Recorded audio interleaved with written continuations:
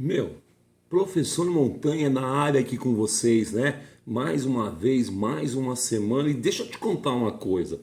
Para de ver Big Brother. Para de jogar Candy Crush. Hoje, dá uma olhada, meu, uma baita de uma videoaula sobre hipertensão arterial. Vai me dizer que na sua família não tem ninguém que é hipertenso? Então, meu querido, assista os meus vídeos, vamos ouvir a chamadinha e vamos entender um pouquinho mais sobre hipertensão arterial. Vamos lá, todo mundo junto.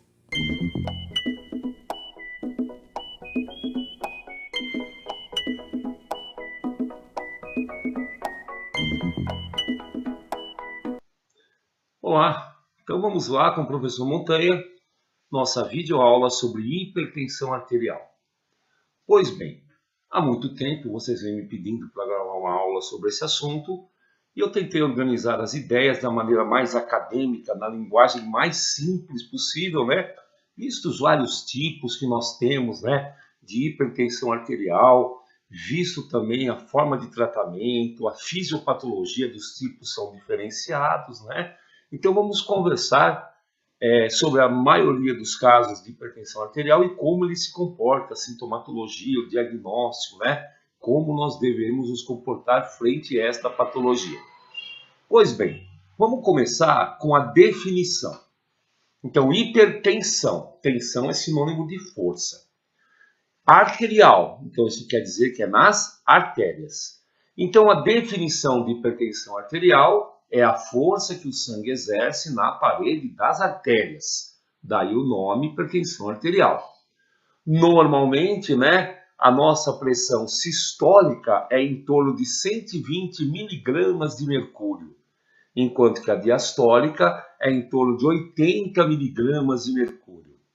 Ai, professor, então eu devo estar muito mal, porque eu fui no hospital e lá me disseram que a minha pressão estava 12/8. Então, a pessoa estava nervosa na hora, desconsidera isso, né? Ele esqueceu, ele não quis falar o zero, ele quis autonomizar espaço, sei lá, no prontuário seu, né? Porque a gente mede 120/80. Se ele falou que era 12/8, na verdade ele queria falar 120/80. A partir de 2020, uma nova notação da Organização Mundial de Saúde define o hipertenso como aquele que tem a pressão diastólica maior ou igual a 140 milímetros de mercúrio e a pressão diastólica, a pressão sistólica maior ou igual a 140 milímetros de mercúrio e a pressão diastólica, está errado aqui na imagem, né, maior que 90 milímetros de mercúrio. Então, 140 por 90 já é considerado um indivíduo hipertenso. Professor, o que é pressão sistólica e diastólica? O nome está dizendo, né? Sistólica é no momento da sístole, diastólica é no momento da diástole. De quem? Do coração, né? O coração que faz sístole e diástole. Então, não é que a gente tem duas pressões. Quando eu falo assim, eu comprei um terreno, o terreno mede 10 por 40. Não é que eu tenho um terreno de 10 e um de 40, é a medida do terreno, né?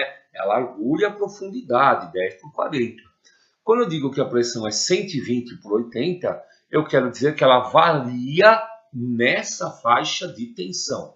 Vai até 120, desce até 80. Vai até 120, desce até 80. Correlacionando com o nosso ciclo cardíaco. Aliás, dá uma olhadinha depois da minha aula de ciclo cardíaco, né? E você vai entender por que na sístole a pressão é maior e na diástole é menor. Tá claro? Prosseguindo aí, então. E essa hipertensão, o que ela pode dar como complicação? O que ela pode desencadear? Ela pode desencadear problemas cardiovasculares, renais e cerebrais, como, por exemplo, o acidente vascular cerebral, normalmente o hemorrágico, né? Porque rompe o vaso pelo excesso de pressão, não é por obstrução, que é o AVC isquêmico, infarto do miocárdio, insuficiência renal e insuficiência cardíaca. Então vejam, hein? O coração pode não funcionar, o coração pode parar e o rim pode parar de funcionar. Então, hipertensão arterial é um elemento extremamente importante, extremamente nocivo para o organismo humano. Professor, como é que eu desenvolvo hipertensão? Então, tem alguns fatores de risco. Dá uma olhadinha aqui, fatores de risco, né? O aumento do sódio na dieta, olha, eu vou dizer para vocês, né? Claro que se você colocar sal na comida, ela fica mais gostosa, tem mais gosto, mais sabor. Mas você não pode exagerar, você tem que utilizar aquela quantidade a mínima possível para te dar esse sabor. Tempera com outra coisa, coloca um pouco de orégano, coloca um pouco de pimenta, né? Põe um molhinho diferente, né? Evita de comer tanto sal. Tá claro? A sua família precisa de você. Não morra porque você quer comer com um pouquinho mais de sal, tá certo? Além do aumento do sódio na dieta, sedentarismo, né? Fatores hereditários, esse aí você não tem como evitar, né? Então veja, vai dando uma olhada nisso, né? Controlar o sal da dieta, você é capaz de evitar. Sedentarismo, você é capaz de evitar. Obesidade, você é capaz de evitar. Tabagismo, você é capaz de evitar. A idade já não, né? Já não rola. O estresse, dá para evitar. É só você ficar com um pouco mais de tranquilidade. O uso de drogas dá para você evitar e o uso de álcool dá para você evitar. Ou seja, os fatores de risco, se você tiver força de vontade, né? Der valor para sua vida, a maioria deles dá para evitar. Agora, além dos fatores de risco, nós temos as causas, né? Então, normalmente, a hipertensão arterial, ela está associada a doenças renais, como insuficiência renal, doenças cardiovasculares, doenças endócrinas, e a maioria, viu, queridos, são fatores multifatoriais, ou seja, né, vários órgãos estão agindo e desencadeando a pressão arterial. Então, o rim não funcionando adequadamente pode dar problema de pressão alta. O coração não funcionando adequadamente pode dar problema de pressão alta. E existem algumas glândulas, como a tireoide, por exemplo, que pode originar pressão alta. Todos esses fatores, né, podem ser como causas associadas ao fator de risco. Visto isso, vamos à fisiopatologia. Então, como se desenrola a doença, né? As causas e os fatores de risco desenvolvem aumento do débito cardíaco, né? Que é a quantidade de sangue que sai do coração por minuto, e aumento da resistência vascular periférica. Então, se sangue demais sair do coração, se houver uma resistência para esse sangue que está saindo, alguma coisa, né, uma constrição desses vasos e dificulta a saída de sangue, a sua pressão arterial vai aumentar. Em alguns casos, a gente tem os dois fenômenos ocorrendo ao mesmo tempo: o débito cardíaco aumentado e a resistência vascular periférica também aumentada. E aí, como que a doença vai aparecendo para o indivíduo? E isso é um problema, porque inicialmente, né, é totalmente assintomático, né? O que é uma coisa assintomática? É uma coisa que é assim como um tomate? Não, né? Não tem sintomas. Aí depois, o que é que vem acontecer? A gente pode ter alterações cardiovasculares, cerebrais e renais, como eu comentei agora há pouquinho com você, né? No coração, a pressão alta pode desencadear infarto, insuficiência cardíaca congestiva e alterações das paredes vasculares, né? A famosa arteriosclerose. Quantas alterações cerebrais, o derrame que a avó da gente chama, né? Que é o AVC hemorrágico. E quantas alterações renais, nós vamos ter um mau funcionamento renal, ou seja, né? O rim vai funcionar mais devagarzinho, né? O rim serve para jogar substância tóxica fora. Se eu não conseguir que ele jogue uma substância tóxica fora, isso vai prejudicar com certeza o nosso organismo. As consequências, então, desses problemas. No coração, o que vai acabar acontecendo é que ocorre uma hipertrofia, ou seja, um aumento de tamanho e uma dilatação do ventrículo esquerdo. A hipertensão arterial é uma das causas mais importantes da miocardiopatia dilatada, um coração inchado, um coração maior. Não é o que acontece na doença de Chagas. Lá é um outro tipo de miocardia que aumenta também o tamanho do coração, mas é uma outra causa uma outra fisiopatologia. Outra coisa é que a artéria aorta é aquela que apresenta a maior quantidade de sangue no nosso organismo. Grandes quantidades de sangue passam pela artéria aorta. E ela é grudadinha na nossa parede abdominal. Ela é aderida ali, né? Quando você tem um aumento da pressão, podem ocorrer dilatações, podem ocorrer aneurismas que vão soltar a artéria aorta dessa adesão na parede da cavidade abdominal. E isso a gente chama de dissecção da artéria aorta. Até o momento que esse aneurisma, que essa aorta, ela vai se romper. E aí, meu amigo, como diz o padre lá na igreja, oremos. Não dá tempo de você socorrer uma pessoa, assim, 2 quarteirões do hospital, a pessoa morre no caminho pela hemorragia. Como que faz isso? O que eu faço com uma coisa dessa? Então, hoje em dia a gente tem artéria aorta artificial. Parece um caninho de PVC, só que a parede é de uma tela de um plástico bem resistente, né?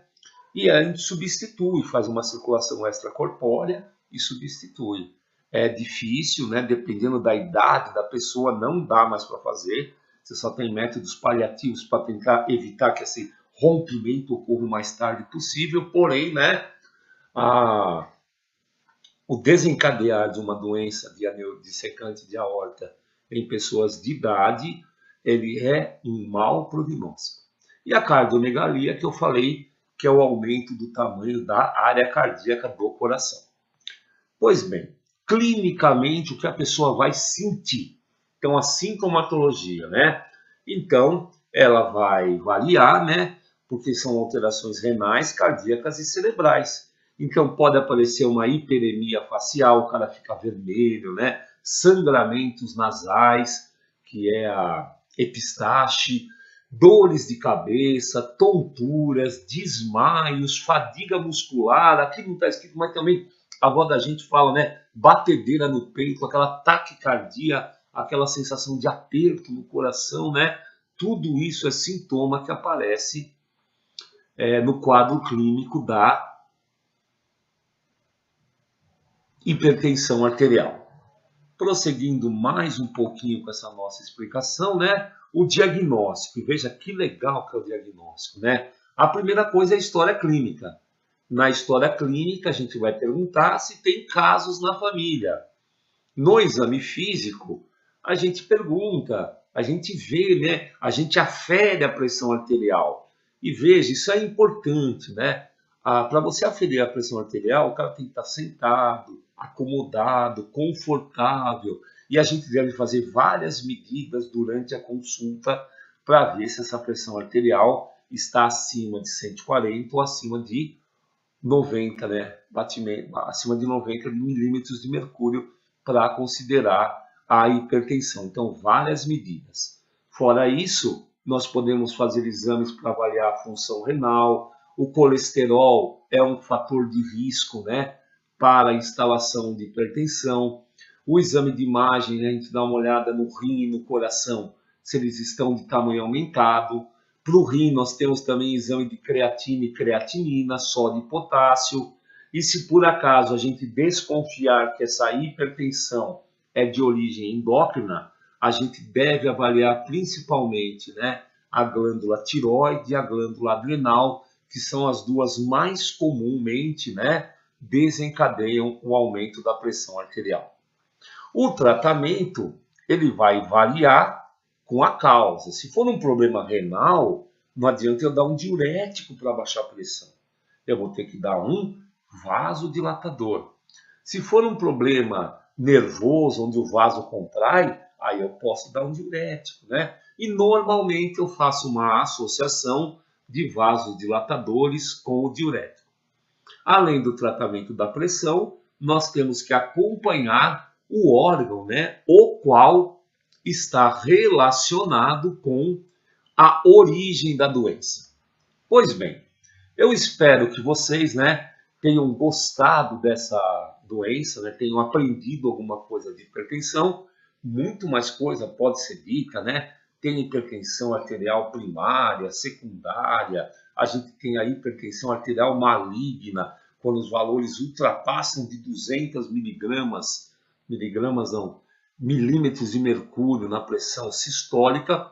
Porém, ó, já estamos nos estendendo a quase 15 minutos, né? Num próximo momento, eu detalho um pouco mais de hipertensão arterial maligna e outros tipos. Ativem o sininho, né? Dão lá um joinha. Eu sempre esqueço de falar isso, né? É porque eu não tenho essa intenção de virar famosinho do YouTube, né? Não tenho essa intenção, mas faça isso, né? Para que o meu canal aumente. Esse mês aqui, nós estamos no mês de março, que eu estou gravando, chegamos a 3.000 inscritos e 2 anos de funcionamento do meu canal no YouTube, né? Na minha visão, eu tenho bastante visualização. Quem está interessado está vendo. Agradeço a vocês e espero vocês na próxima semana com uma nova aula no meu, no seu, no nosso canal da saúde, Professor Montanha. Muito obrigado, né? E um grande abraço a todos.